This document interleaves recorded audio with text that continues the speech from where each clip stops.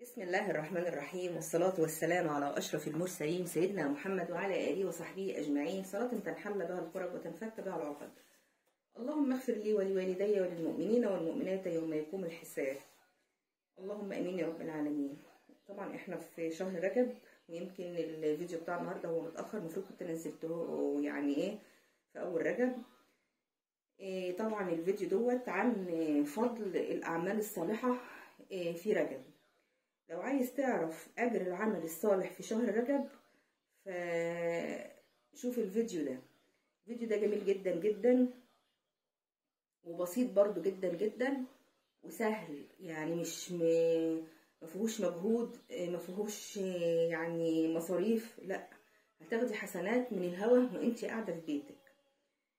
خلي بالك لما تقرأي صفحة من القرآن الكريم في رجب كأنك قرأتي 700 صفحة، لأن الأجر بيتضاعف في رجب. طبعا انتوا عارفين إن الحسنة ب10 أمثالها، لكن في رجب بيتضاعف.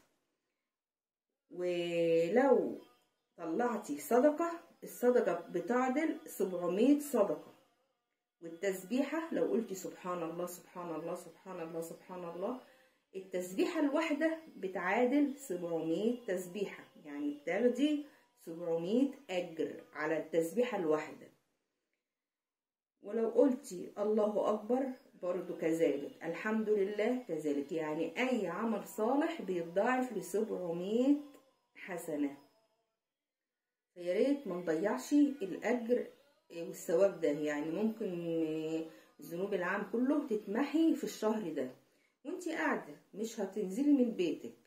طبعا بيبقى عندنا وقت فراغ كبير جدا جدا، ولو ما عندناش وقت فراغ وانتي بتشوفي شغل بيتك وانتي واقفة في المطبخ وانتي بتطبخي، حتى والله وانتي بتعملي طبيخك وبتعملي شغل البيت، بتلاقي كده بعد ما بتخلصي الطبيخ بتلاقي الاكل فيه لذاذة وطعامة كده من ذكر الله. بتلاقي زي ما تقولي حسن الكلام نزل في الطبخة اللي انتي بتطبخيها. ريحة الشقة بتاعتك بتبقى جميلة. يعني البيت اللي بيبقى فيه أذكار على طول وتلاوة القرآن الكريم والأعمال الصالحة بتلاقي ليه ريحة وطعم ودفء كده مختلف عن البيوت التانية. كل عمل ابن آدم يضاعف الحسنة 10 أمثالها إلى 700 ضعف. وشهر رجب من الأشهر الحرم التي يضاعف فيها الحسنات.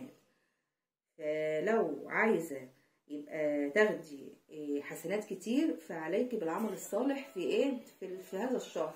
طبعا يعني احنا خلاص عدى منه كتير اهوت، بس فاضل برضو فيه يعني، فياريت ننتهز الفرصة ونغتنم الكام يوم اللي فاضلين في شهر رجب، ونكتر من التسبيح وقول لا إله إلا الله والحمد لله ولا إله إلا الله والله أكبر ولا حول ولا قوة إلا بالله العلي العظيم.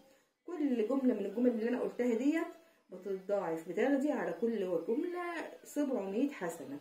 ويا ريت نطلع صدقات كتير. ما بقولش يعني بقى صدقات كتير ان انت تطلعي مبالغ، لا، ممكن مثلا 100 جنيه تفكيها كده عشرات او عشرينات، وكل يوم تطلعي صدقة. شوفي لما كل يوم تاخدي على ال10 جنيه اللي انت هتطلعيها ديت 700 حسنة.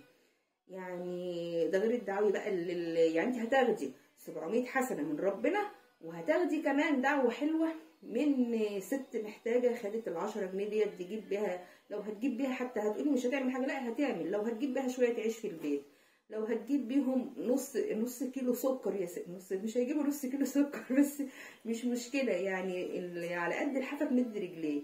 لما انت تطلعي 10 وغيرك يطلع 5 ودي تطلع جنيه، يعني مش عاوزين نقول لا هي 10 جنيه هتعمل ال5 جنيه هتعمل، لا تعمل كتير. يمكن ما تعملش عندك انت حاجة، لكن تعمل عند الناس المحتاجة كتير. يا رب تكونوا بتستفادوا من الفيديوهات ديت، وكل سنة وانتم طيبين ومع ألف سلامة في حفظ الله وأمان.